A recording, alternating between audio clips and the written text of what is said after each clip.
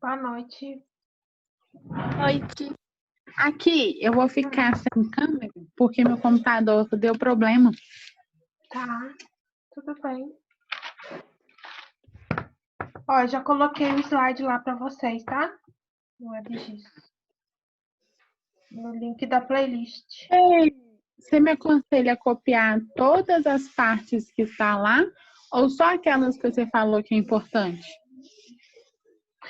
Aquelas que eu falei assim que é importante, até eu mesmo copiei para mim assim também, no meu caderno, assim. Porque eu estava pensando em ler, tipo assim, as partes grandes e fazer um resumo e pôr no caderno. Pode também, fica a seu critério. Assim, porque se eu tivesse em sala, né, eu ia selecionar algumas coisas, assim, para vocês copiarem, né? Porque eu acho Uhum, que quando a gente copia, a gente grava melhor. eu Aí também. eu tô tentando fazer assim esse semestre, em vez de eu ficar só falando. Aí eu falei assim, gente, copia então. Por mais que a gente tenha um slide, pelo menos assim, o resuminho, uma palavra ou uma frase, só para vocês pegarem mais, entendeu? Que é ativo e fixa mais, entendeu? Entendi. Mas se você quiser depois, fica a seu critério, tá? Eu tentei lá na faculdade agora pegar o livro, mas parece que a biblioteca só funciona dia da semana par, segunda, quarta e sexta. Ah, tá. Eu tenho ele aqui em PDF. Deixa eu ver aqui. Eu leio também em PDF, mas eu não consigo prestar atenção em nada.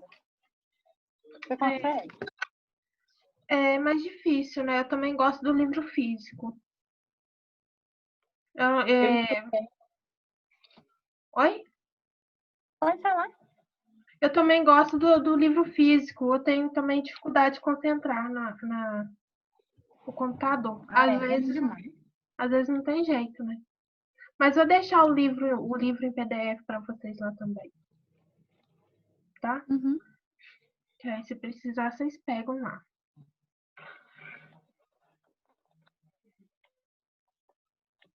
Bom, eu vou compartilhando o slide aqui. E eu vou pegar só no caderno lá para ver as partes também que eu anoto. Porque assim, né? Eu vou lendo lá também e vou anotando. E aqui fica maior, né? Para vocês estarem lendo também. Mas aí a anotação no caderno também acho que fica bom para fazer um resumo para vocês anotarem. A gente parou aqui na última aula, não foi?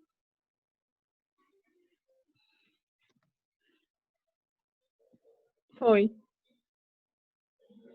Então, olha só. Se vocês quiserem desenhando isso aqui, ó. Que aí eu vou explicar essa figura aqui, tá? Uhum.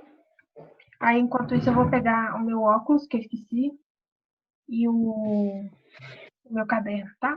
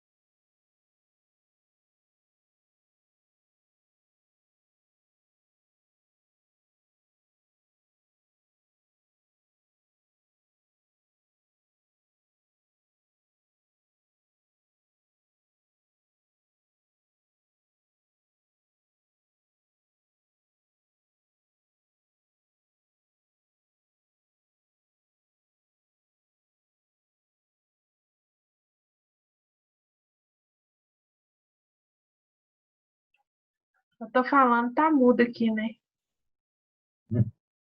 Terminaram de copiar? Uhum. Eu tô falando, terminaram de copiar? Aí eu tô.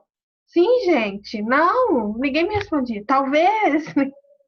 E eu tô bem no mudo aqui. Olha só, então vamos ver aqui. Olha só.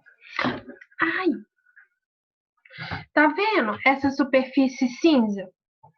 Essa superfície cinza é como se fosse a superfície de um fluido, tá?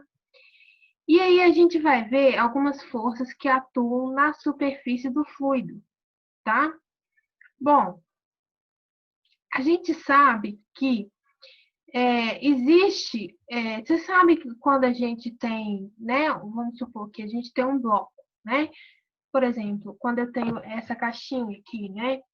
Aí eu tenho uma força que atua para cima, que é a força normal. Vocês lembram dessa força? E uma força que atua para baixo, que é a força peso, né? Mas aqui vamos nos interessar só com a força normal. Então, a força que é aí perpendicular, né, à superfície, a gente chama de força normal, tá? E a gente também tem uma força tangente ao fluido, ó. Então, aqui, ó, aqui tá, né, um ponto que a gente escolheu. E aqui a gente vai ter, né, uma força sendo aplicada nesse fluido, tá vendo? Vamos aplicar uma força nesse fluido, tá? Esse Fzinho aqui que está inclinado, tá vendo? Esse Fzinho, ele vai ter um componente normal, né, que é o perpendicular, tá vendo? E vai ter uma componente aqui na sua forma tangente, tá vendo? Tangente à superfície, né? Então, a força que é aplicada a um fluido, né, ela vai ter duas componentes, a normal, a superfície, e a tangente à superfície do fluido, tá? A força normal que é aplicada pelo fluido, geralmente a gente quando a gente, né, fala sobre ela, a gente envolve muito em relação à pressão, tá? Quando a gente envolve uma força, né, quando a gente, né, fala assim, quando a gente quer dividir essa força pela área, então se a gente fosse, por exemplo, pegar, por exemplo, a magnitude dessa força dividida pela essa área aqui, a gente dá o nome disso aí de pressão, de tensão. No caso, quando a força envolvida, né, é a força normal, a gente costuma chamar isso aí de pressão, tá? Então, aí a gente fala que a tensão normal, tá? Então, a tensão normal é quando a gente tem a força normal, tá? Que é aplicada sobre essa DA, que é essa área aqui, tá? Agora, a tensão de cisalhamento, que é aquela que a gente comentou na última aula, que eu falei com vocês que um fluido ele não é capaz de resistir a uma tensão de cisalhamento, né? Um sólido, né, gente? Uma substância sólida, ela consegue resistir a uma tensão de cisalhamento, né? Alcançando uma nova posição de equilíbrio estático. Então, ela sofre uma deformação. Já o fluido não.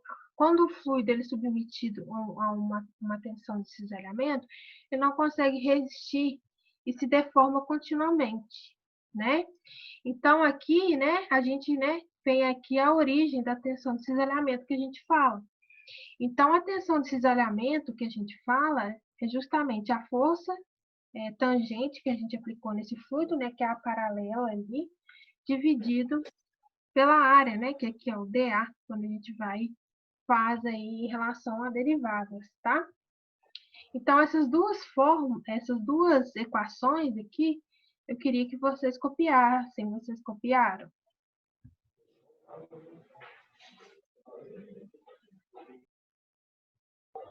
Copiei. Sim? Então, aí a gente vai ter a tensão normal, que no dia a dia a gente chama de pressão, tá?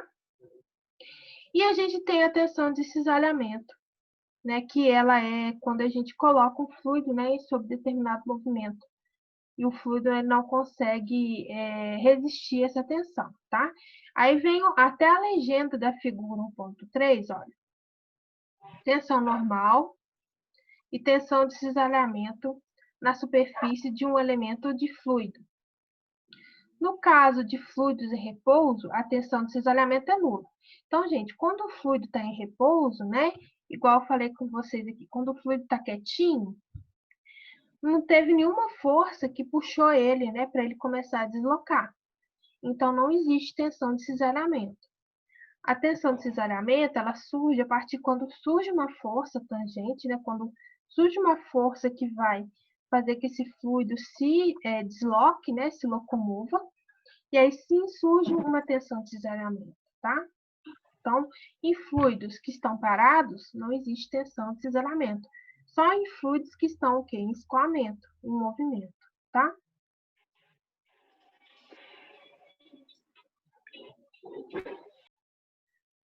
Então, aqui novamente, tá? Mostrando aqui para vocês. Aqui, esse aqui vocês não precisam copiar, não, tá? Esse desenho aqui, não. Mas é basicamente a mesma coisa. A gente tem uma superfície, né? E nessa superfície é como se fosse um bloquinho lá da física, né? A gente aplica uma força, né? Essa força aqui. E essa força, ela vai ter duas componentes, uma no eixo X, né? Uma no eixo Y. Essa aqui, na vertical, a gente fala que é a força normal, né? Que aí a gente, né? A gente sempre chama aquela força, né? Para cima de normal. E a força aqui no eixo X, né, que é na horizontal, a gente fala que é a força tangente, né? Então, a força tangente tem a ver com a tensão de cisalhamento e a força normal com a pressão. Então, aqui nós temos que a pressão, né, que a gente fala tanto, é a força normal, né, que está aqui, ó. Por exemplo, a força que está sendo exercida aqui sobre essa superfície, dividido pela área da superfície, né? Então, por exemplo, a pressão atmosférica, a pressão que determinado fluido está sendo exercido, é a pressão que chega em cima dele, né? A pressão atmosférica, né? A, a força, né, da atmosfera. Então, a atmosfera vai ter uma força, né? A camada de ar vai ter uma força sobre um determinado elemento, sobre um determinado corpo, dividido pela área daquele elemento, aquele corpo, né? Daquela superfície. Então, eu gostaria só que vocês anotassem essa equação aqui. Então, pressão P é igual a Fn dividido por A.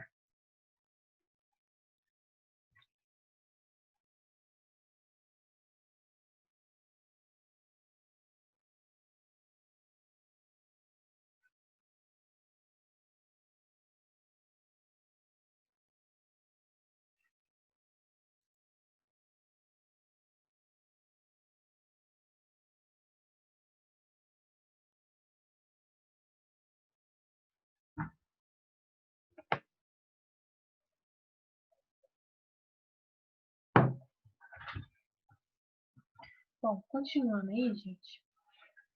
Aqui, gente, é só, assim, é tudo que eu expliquei aqui para vocês, né? Talvez aí na hora de vocês estudarem, talvez ajude, tá? Só vou ler para a gente poder né, reafirmar tudo isso. Você se lembra da estática? A tensão é definida como força por unidade de área e é determinada dividindo-se a força pela área sobre a qual ela atua. A componente normal da força que atua sobre a superfície por unidade de área é chamada de tensão normal. A componente tangencial da força que atua sobre uma superfície por unidade de área é chamada de tensão de cisalhamento, de acordo com aquela figura que eu mostrei para vocês. Num fluido em repouso, a tensão normal é chamada de pressão. Né? Isso aqui nós já até anotamos. Isso aqui né, igual eu falei com vocês, que é importante, que tem exatamente a ver com essa fórmula, né, que eu pedi para vocês anotarem. As paredes que suportam o fluido eliminam a tensão de cisalhamento e assim o fluido em repouso está no estado de tensão de cisalhamento nulo. Quando as paredes são removidas, então, ou seja, gente, aqui, né, olha, o meu copo, meu fluido está em repouso, né? Por quê? Porque as paredes do recipiente do meu copo, eles anulam a tensão de cisalhamento. Agora, Se eu remover as paredes, né, vamos supor que eu tire as paredes do copo, aí a tensão de cisalhamento ela já vai ter um efeito. Aí o fluido vai começar a entrar em movimento. Então, assim eu vou ter um escoamento, né? Então, olha só. Quando as paredes são removidas ou o recipiente líquido é inclinado, desenvolve-se uma tensão e o líquido esparrama-se ou move-se para manter a superfície livre na horizontal, tá? Então, aí é o que acontece aí, no caso, né? Quando a gente está no recipiente, coloca um fluido no recipiente, a gente anula a, a tensão de cisalhamento, tá? Então, agora a gente vai falar aqui um pouquinho sobre gases e líquidos. Eu já falei sobre a superfície livre, né? Vocês lembram que eu falei sobre a superfície livre?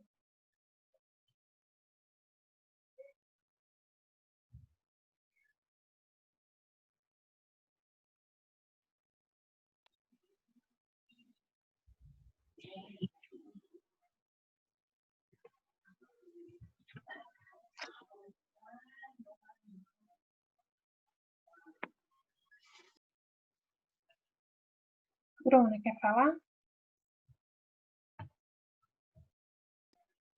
Não, pode falar.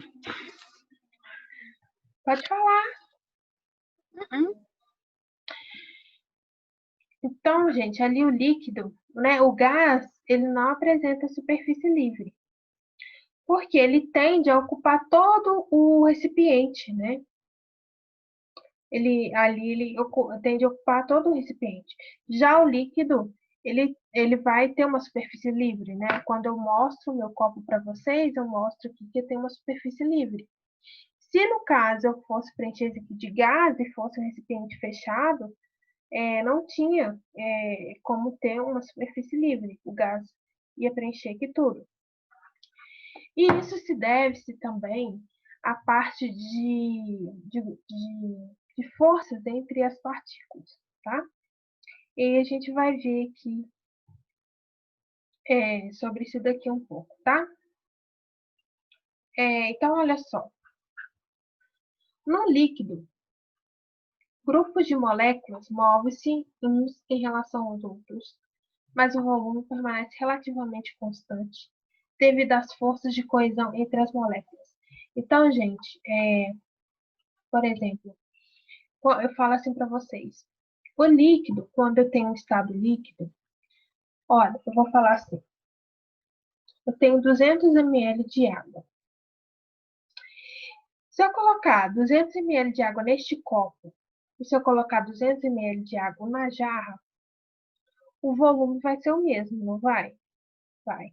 200 ml. Só que eles podem mudar o formato. O formato pode mudar, mas o volume não, tá? Agora, por que o volume se mantém constante? Por causa das forças de coesão, né? Existem umas forças de coesão que fazem no estado líquido as partículas ficarem mais próximas umas das outras e manter o volume igual. Né? As partículas vão estar ali mais próximas que no estado gasoso. No estado gasoso, as partículas estão mais espaçadas. No estado líquido, elas estão mais próximas. No estado gasoso, está mais próximo ainda que do estado líquido. Então, a gente fala que no estado líquido, o volume ele fica constante, né, a uma mesma temperatura. Já a forma não, a forma ela varia de acordo com o recipiente, tá? Agora, por que isso? Por causa das forças de coesão. Agora, se você pega um gás, se eu pego 200 ml de um gás num copo e depois passo para o cilindro, se o gás ele ocupa o volume do cilindro, ele vai mudar o volume dele. O gás ele vai assumir a forma do recipiente que ele estiver. E ele vai preencher ele todo. Ele não vai ter superfície livre. Então, ele adquire o volume do recipiente também. Então, o gás, ele muda o volume, né? Isso porque ele não tem força de coesão. As partículas estão mais afastadas. Então, o volume varia, tá? Como resultado, o líquido toma a forma do recipiente no qual está contido, e no caso de um recipiente maior sujeito a um campo gravitacional, forma-se uma superfície livre, é igual ao caso. Se eu for pegar, por exemplo, 200 ml de água e colocar numa jarra de 1 litro, vai se formar uma superfície livre de 800 ml, né? Agora, se eu pegar um gás que no copo ele tem 200 ml e jogar esse gás numa jarra de 800 ml, ele vai ocupar 800 ml, ele muda o volume dele, tá?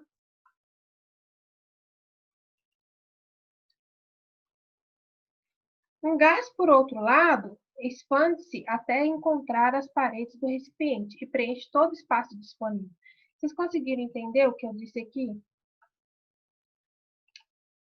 Tal fato ocorre porque as moléculas estão bastante espaçadas, tá vendo?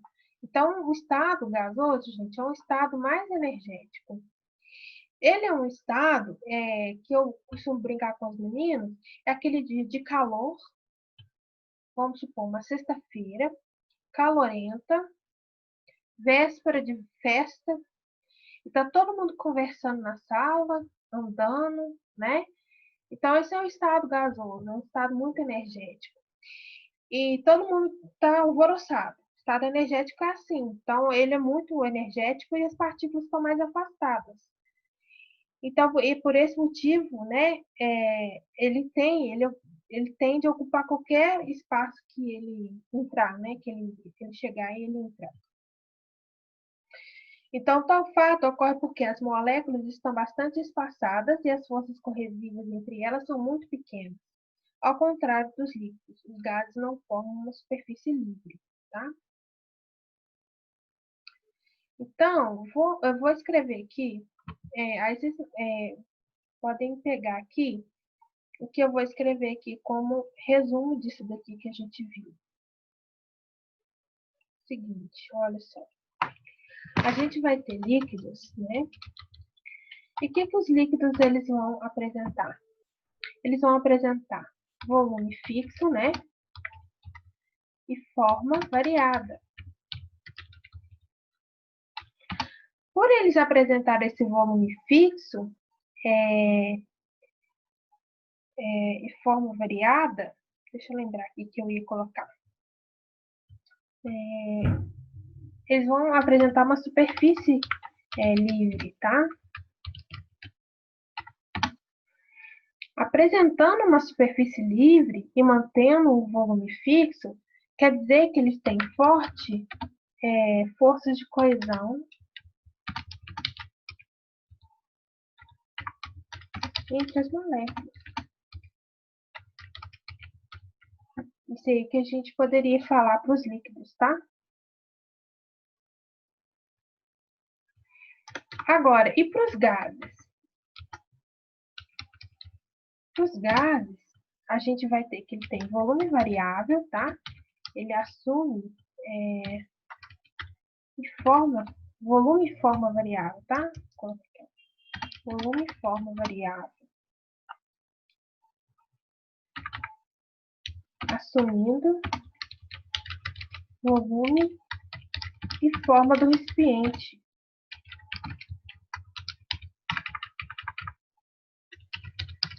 Por dessa maneira, se ele assume volume e forma do recipiente, ele não apresenta superfície livre.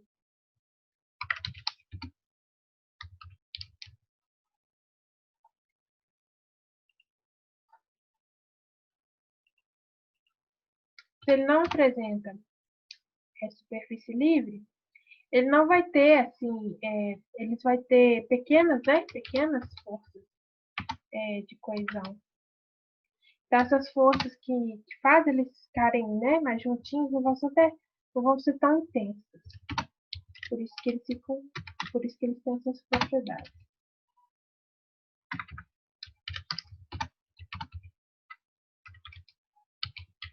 Então, vocês podem copiar essas duas frases aqui, que é o resumo do que eu falei aqui com vocês.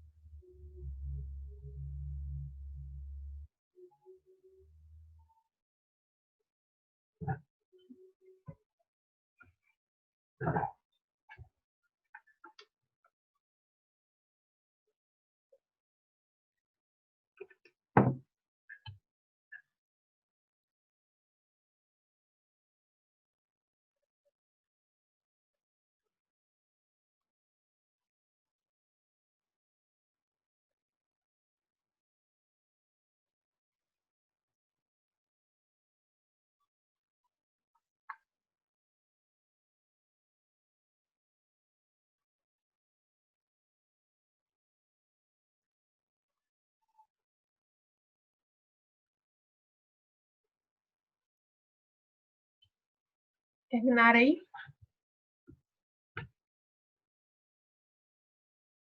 Já. Beleza, vamos lá então.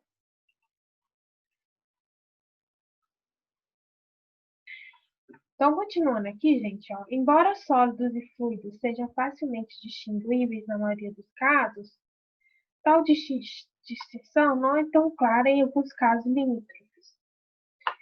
Por exemplo, o asfalto parece e comporta-se como sólido, visto que resiste à tensão de cisalhamento durante curtos períodos de tempo, mas deforma-se lentamente e comporta-se como fluido quando tais forças são exercidas durante longos períodos de tempo. Alguns plásticos, chumbo, misturas de argila exibem comportamento similar. Tais casos limítrofes estão além do objetivo deste texto. Os fluidos que abordaremos neste livro são claramente reconhecidos como fluidos, tá? Então, não precisa ficar preocupado nesses casos em que acontece isso aí, porque foge fora do nosso escopo, né? Mas existem alguns casos aí que vão se confundir, sólidos com fluidos, né? Mas foge do nosso escopo, né?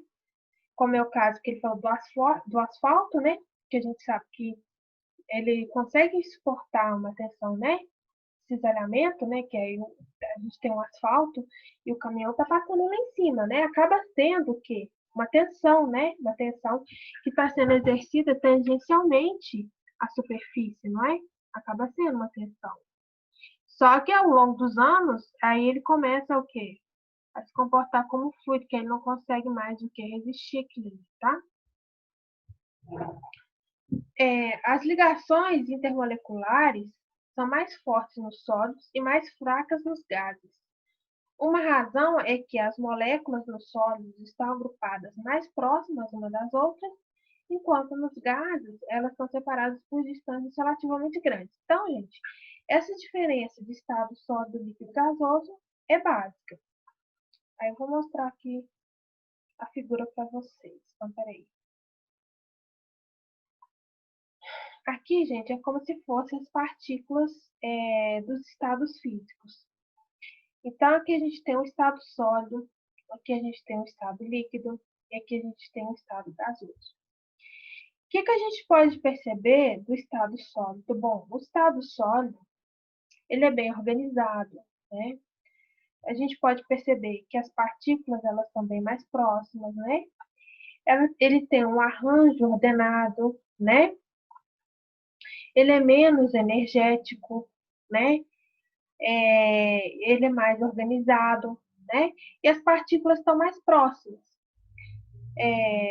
Bom, se as partículas elas estão mais próximas, né? Vai acontecer isso aqui que ele falou.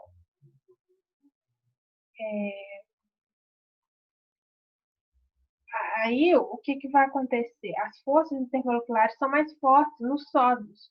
Por quê? Como essa partícula aqui está mais próxima dessa, né? Então, a força intermolecular, ela vai ser mais próxima. Agora, quando a gente sai do estado sólido para o líquido, esse é o líquido, a gente já percebe que já desorganizou um pouquinho as partículas, né? Elas ainda continuam próximas, mas não tão próximas quanto no estado sólido, né? A gente já percebe uma distância ali.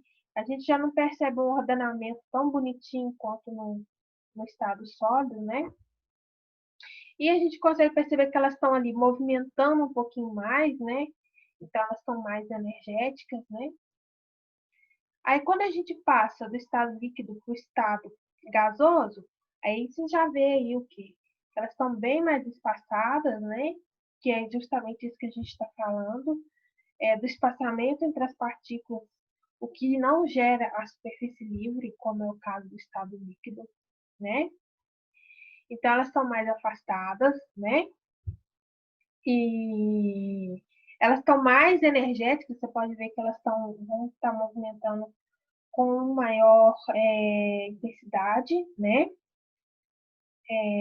Ali as forças coesivas elas vão ser menores, justamente por isso que elas não formam a superfície livre. E também nesse caso do estado da parte dos gases, são justamente porque eles são compressíveis, a gente consegue exercer uma pressão aqui e a gente consegue eliminar esses espaços vazios, né? Diminuir o volume e fazer que elas fiquem mais próximas, né? Porque não tem aí, né, uma força de coesão tão forte. Então a gente consegue comprimir esses gases, né? Coisas que não acontecem aqui nos líquidos, já que a gente tem forças coesivas fortes, né? Então é mais energético, né? Muito menos organizado, né? Porque eles têm mais energia, tá? E por aí vai.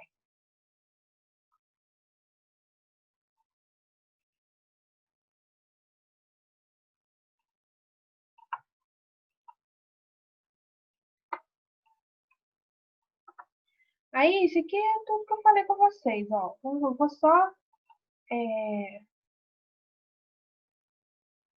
pegar aqui, ó. As moléculas de um sólido são arranjadas num padrão que se repete por todo sólido. Devido a pequenas distâncias entre as moléculas de um sólido, as forças atrativas entre elas são maiores e mantêm as moléculas em posições fixas.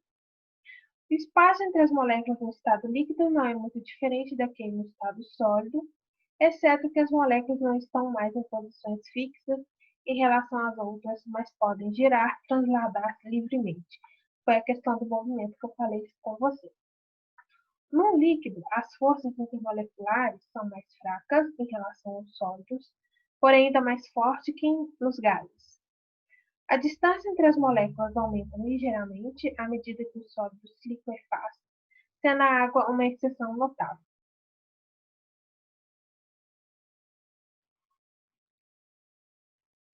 Ô, gente, a água, né? O que acontece com a água, né? A gente vê que quando a gente tem um espessamento das moléculas aumenta ligeiramente, a água ela tem um comportamento meio anômalo, né? A gente percebe que a água, né, quando ela congela, ela. Vocês já viram, né?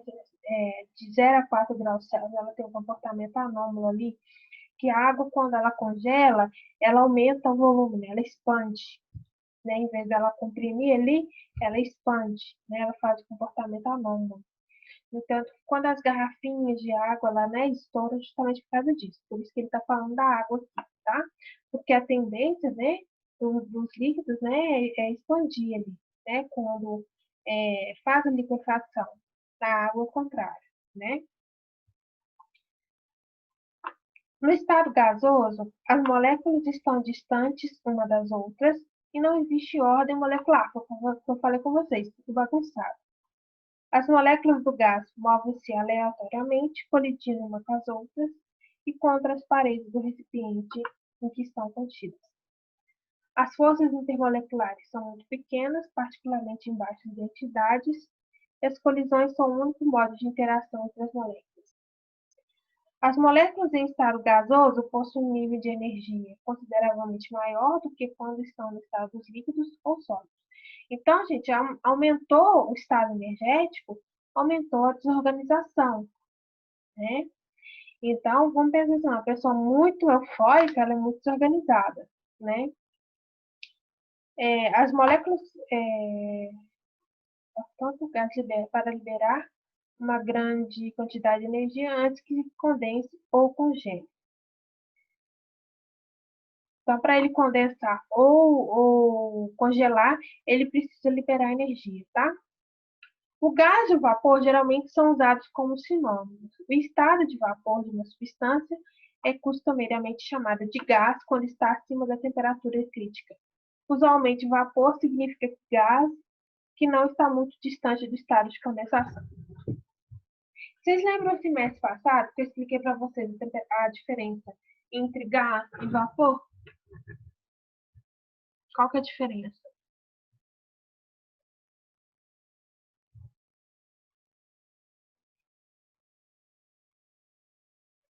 Estou ouvindo. Quero ouvir.